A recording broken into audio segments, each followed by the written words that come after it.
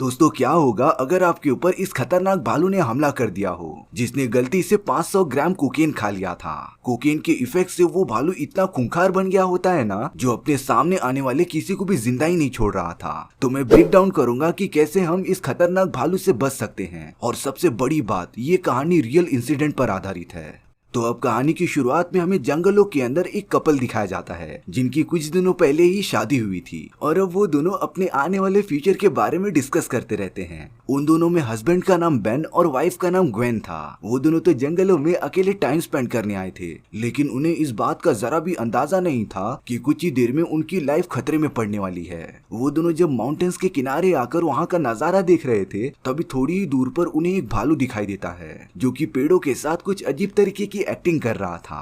Ben और Gwen ने सोचा कि वो उस भालू की एक फोटो ले लेते हैं, तब वो बड़े मजे से उस भालू की फोटो लेने लग जाते हैं। लेकिन अब उस भालू ने उन दोनों को देख लिया था, जो अब बिना टाइम वेस्ट किए उनकी तरफ बढ़ने लगता है। ग्वेन और बेन भी अपनी जान बचाकर वहाँ से भागने लग जाते हैं। उस भालू ने तो ग्वेन को पकड़ लिया था, जो देखते ही देखते ग्वेन को पूरा खाने लगता है। लेकिन अब बेन इन सारी चीजों में कुछ कर ही नहीं सकता था, क्योंकि उसकी वाइफ अब मर चुकी होती है। यानी कि उस खूंखार भालू ने हमारी लिस्ट में से सबसे पहले मेंबर को खत्म कर दिया था। यहाँ पर ग्वेन और बेन ने सबसे बड़ी गलती ये कर दी कि वो दोनों भालू को देखकर अपनी जगह से भागने लगे थे। अगर आप भी कभी इस सिचुएशन में फंस जाओ कि आपके सामने एक खूंखार भालू है जो लगातार आपको देखकर आपकी तरफ बढ़ते जा रहा है, तब आपको उस जगह से भागना नहीं है। इस सिचुएशन में एनिमल एक्सपर्ट्स का मानना है कि वो भालू से डरकर दूर न भागें, बल्कि एक ही जगह पर रुककर अपने आप को भालू से बड़ा दिखाने की कोशिश करें। और अगर इस बात को यहाँ पर अप्लाई किया जाए तो ग्वेन और बेन एक दूसरे के काफी करीब आकर अपने आप को भालू से बड़ा दिखा सकते थे। लेकिन उन लोगों ने तो इसका एकदम उल्टा किया, इसीलिए बेन को अपनी वाइफ खोनी पड़ी। अब दूसरी तरफ हमें एक प्लेन में एक आदमी दिखाया जाता है जिसने बहुत सारी ड्रग्स ले ली थी, इसीलिए वो आउट ऑफ कंट्रोल हो जाता है।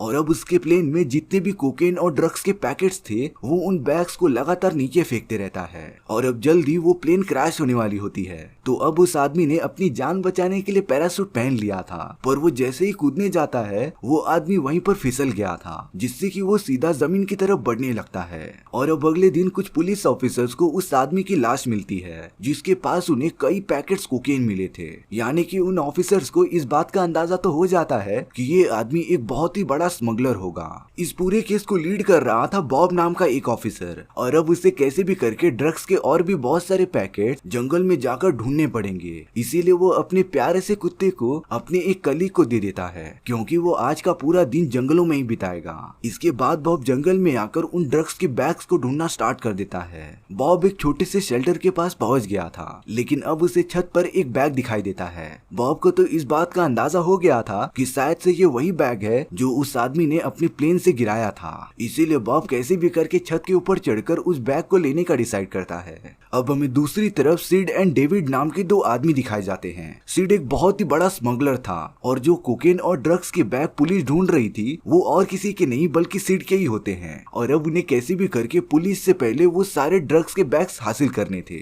इसीलिए सिड डेविड को ये काम देता है, जो उसे अपने बेटे एडी के साथ जाकर उन सारे कोकेन से भरे हुए बैग्स को इकट्ठा करने के लिए कह रहा था। इसीलिए अब डेविड और एडी उस जंगल की तरफ निकल जाते हैं। रास्ते में डेविड वॉशरूम यूज करने चला गया था, पर वो जैसे ही अंदर जाता है, तीन बदमाश बच्चे चाकू लेकर डेविड के सामने आ जाते हैं, जो डेविड से सारे पैसे मांग रहे थे। लेकिन उन बच्चों को जरा भी अंदाजा नहीं था कि डेविड एक बहुत ही अच्छा फाइटर रह चुका है। तो अब होना क्या था, डेविड उन तीनों शैतान बच्चों को काफी ज्यादा मारने लगता है। वो तो एक ही पंच में उन्हें बेहोश कर दे रहा था। लेकिन अब गलती से डेविड को अपने पीठ पर थोड़ा चाकू लग जाता है। एडी भी डेविड को देखने के लिए वॉशरूम में आ गया था। तब उसे पता चलता है कि डेविड ने ही उन तीनों बच्चों को मार गिराया है। पर अब एडी ने उन बच्चों के पास वही कोकेन का पैकेट देखा था जिसे कि ढूंढने के लिए वो जंगल में जा रहे थे। और अब डेविड कैसे भी करके उस लड़के को उठाता है। डेविड उस पतले लड़के से पूछ रहा था कि उसे ये सारे ड्रग्स के पैकेट्स कहाँ से मिले। वो लड़का बताता है कि उसे जंगल की एक जगह पर ये मिले थे।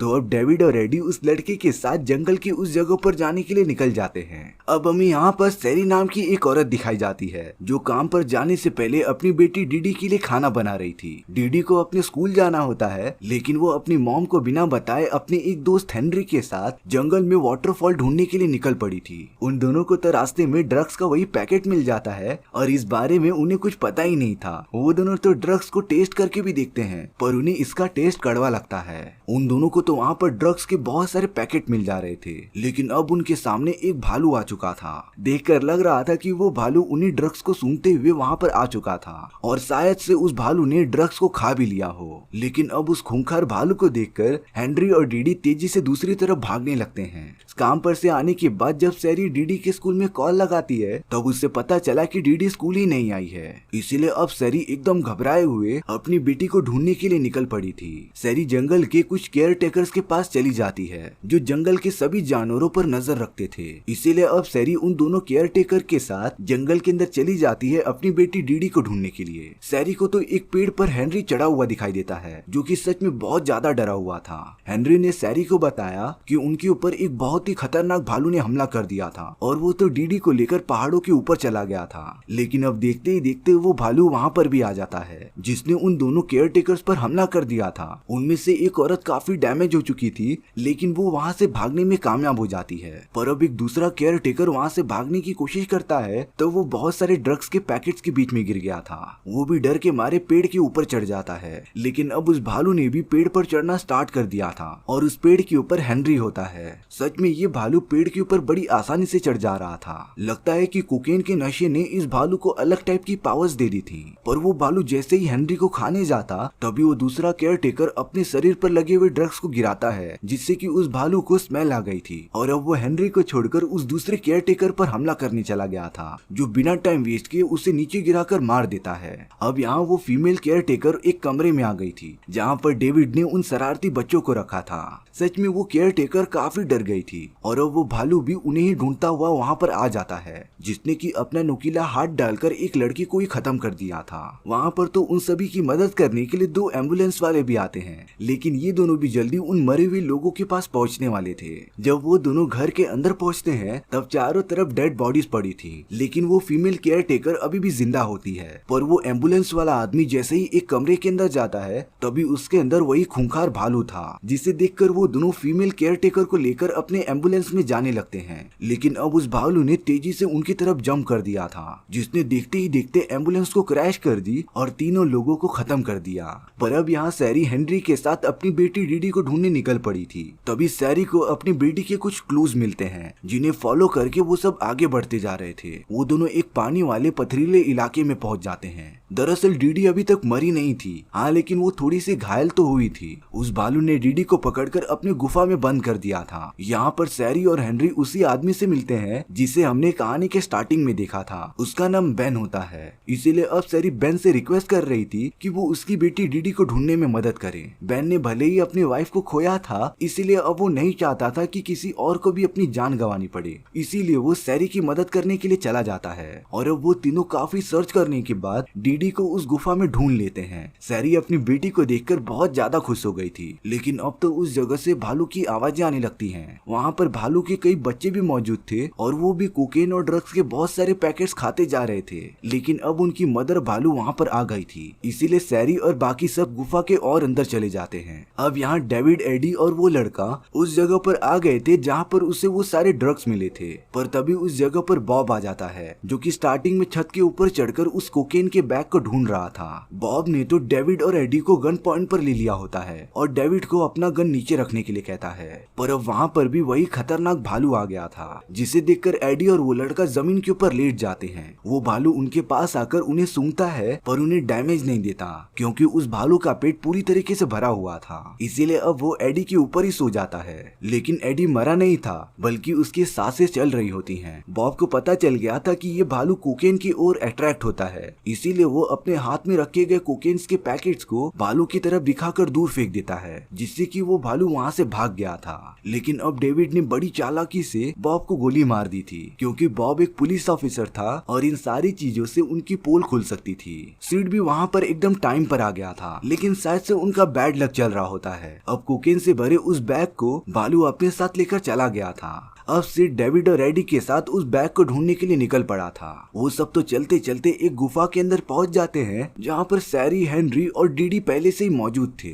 सिड ने देखा कि वहाँ पर कोकेन के बहुत सारे पैकेट्स खुले पड़े हैं। उन्हें इस बारे में जरा भी अंदाजा नहीं था कि भालू के बच्चों ने भी उन कोकेन्स को खा लिया है। इसीलिए अब सिड अपने लोगों के साथ उस बैग को लेने चला गया था, पर अब देखते ही देखते भालू के उन बच्चों ने सिड और उसके लोगों पर अटैक कर दिया होता है। सिड जैसे ही उन बच्चों को गोली मारने जा रहा था तभी सैरी सिड से वो गन छीन लेती है, क्योंकि वो कैसे भी करके अपनी बेटी और हेनरी को बचाना चाहती थी। लेकिन अब उस जगह पर वही खूंखार भालू आ गया था, जिससे इस वक्त लड़ना एकदम बेवकूफी होगी। इसीलिए सैरी डीडी और हेनरी के साथ उस जगह से कूद जाती है और वो रास्ता एक बहुत बड़े झरने की तरफ निकलता था। लेकिन अब सिड कैसे भी करके उस कोकेन के बैग को हासिल करना चाहता था। सिड ने तो उस भालू पर भी गोली चला दी थी और वो भालू एक पत्थर पर जाकर गिर जाता है। सिड का वो बैग एक छोटे से पत्थर के ऊपर फंस गया था। लेकिन जब सिड उस बैग को निकाल रहा होता है तब उसके अंदर से बहुत सारे कोकेन के पैकेट्स बाहर निकलने लगे थे और अब उनमें से ही एक पैकेट सीधा जाकर उस भालू के ऊपर गिर गया था, जिससे कि वो भालू वापस से एकदम एक्टिव हो जाता है और अब वो भालू और उसके सारे बच्चे सिड को जाकर पूरा खाने लग जाते हैं। कुछ देर बाद सिड की जान ही चली गई थी और अब सैरी अपनी बेटी के साथ हेनरी को लेकर बाहर आ गई थी। वहाँ पर एडी और डेविड भी सही सलामत बचकर बाहर निकल जाते हैं और अब वो सब इतनी बड़ी मुश्किल से बचकर अपनी अपनी लाइफ में वापस चले गए थे।